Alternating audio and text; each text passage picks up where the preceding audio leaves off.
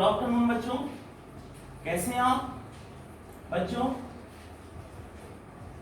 इससे पहले जो हमारा टॉपिक था वो था change in entropy during reversible process, अर्थात किस तरीके से रिवर्सिबल प्रोसेस के दौरान एंट्रोपी का चेंज होता है, एंट्रोपी में बदलाव होता है।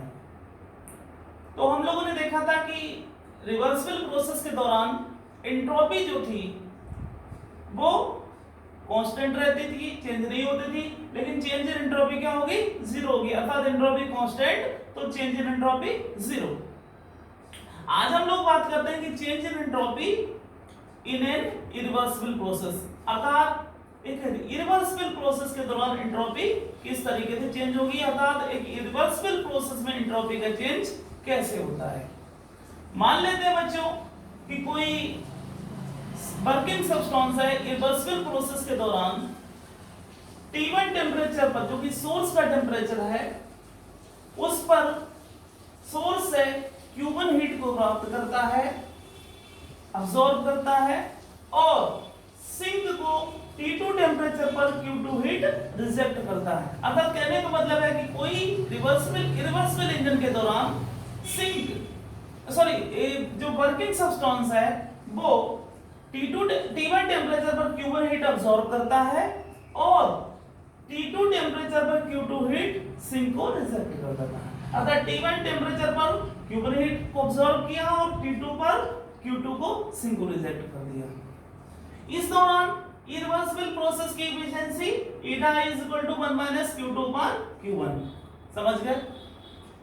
अब बच्चों बात करते हैं, आपने कार्नाट थ्योरम पढ़ी होगी, तो कार्नाट थ्योरम में दो स्टेटमेंट थे, लेकिन जो यहाँ पर यूज हो रहा है उसकी मैं बात कर रहा हूँ।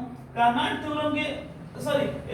थ्योरम के अकॉर्डिंग अगर दो इंजन जिनमें एक रिवर्सिबल है एक इरिवर्सिबल है, यदि दोनों सेम लिमिट ऑफ टेम्परेचर पर काम करते हैं, अर्थात दोनों ही प्रोसेस में सिंक और सोर्स के, यानी कि अगर रिवर्सिबल प्रोसेस है तो उसमें जो सिंक का टेम्परेचर होगा वही इरिवर्सिबल में सिंक का होगा, जो रिवर्सिबल में सोर्स का होगा वही इरिवर्सिबल में सोर्स का होगा। अगर सेम लिमिट ऑफ टेम्परेचर की अगर बात हो तो सदैव रिवर्सिबल प्रोसेस की एफिशिएंसी इरिवर्सिबल प्रोसेस से अधिक होगी। ठीक है, अर्थात कहने का मतलब है ईटा यानी रिवर्सिबल प्रोसेस की efficiency eta is equal to 1 minus T2.T1। अब इसी प्रॉपर्टी का यूज कर लेंगे क्योंकि IR is less than eta I is less than eta R, इसका मतलब रिवर्सिबल इंजन की efficiency greater than irreversible engine, अर्थात 1 minus T2 is greater 1 minus T2.T1 is greater than 1 minus Q2.Q1।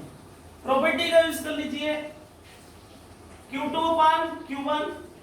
अब क्या हो जाएगा, Q2 मतलब चेंज ऑफ प्रॉपर्टी लगाएंगे तो क्या हो जाएगा, Q2 upon Q1 greater than T2 upon T1। Q2 upon T2 और Q1 upon T1। अब यहां पर देखिए कि Q2 upon T2 is greater than Q1 upon T1, अर्थात Q2 upon T2 minus Q1 upon T1 is greater than 0। अब यहां से आप देख सकते हैं बच्चों कि Q2 upon T2 क्या है, Q2 upon T2 जो है वो सोर्स की सिंक की एंट्रोपी है और Q1 upon T1 जो है वो किसकी है, सिंक की। तो यहां पर देखिए जो क्वांटिटी डिक्रीज हो रही है वो किसकी है, सोर्स की है। जो क्वांटिटी जिससे डिक्रीज हो रही है प्रॉपर्टी वो क्या है, सिंक की एंट्रोपी है। अर्थात यहां से प्रूफ होता है कि सिंक की एंट्रोपी एंट्रोपी होगी वो हमेशा बढ़ेगी, एंट्रोपी गेन बाय सिंक अर्थात Q2 upon T2 और entropy loses by source Q1 upon T1। अब यहां से हम देख सकते हैं कि सिंक की एंट्रोपी बढ़ रही है, सोर्स की घट रही है। इसका मतलब यह है कि इरिवर्सिबल प्रोसेस के दौरान एंट्रोपी सदैव इंक्रीज होगी, thus there is an increase in entropy of the system during an irreversible process।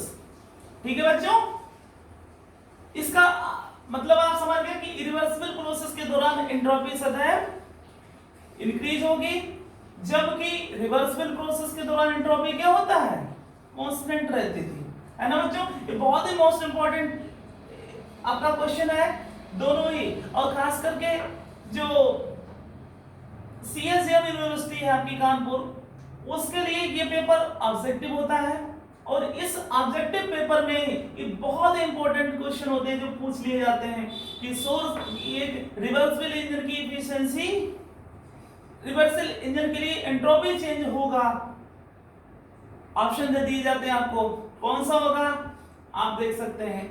इसी तरीके से इरिवर्सिबल प्रोसेस के लिए एंट्रोपी क्या होगा, आप ऑप्शन में देख सकते हैं कि सदैव क्या होगी, वो इंक्रीज होगी, है ना। इसका मतलब ये हुआ कि हमारे ब्रह्मांड की अर्थात यूनिवर्स की एंट्रोपी सदैव इंक्रीज होगी।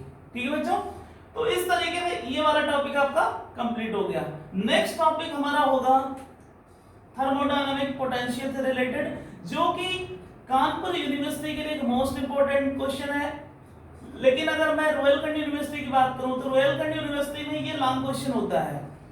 कानपुर में भी पहले लॉन्ग क्वेश्चन होता था, लेकिन जब से सिलेबस में 2 ऑब्जेक्टिव पेपर हो गए, फर्स्ट और सेकंड पेपर, तब यहां से हमको कोई ना कोई एक इक्वेशन दे दी जाती है, चाहे वो मैक्सवेल का first, second, third, fourth relation कोई भी हो।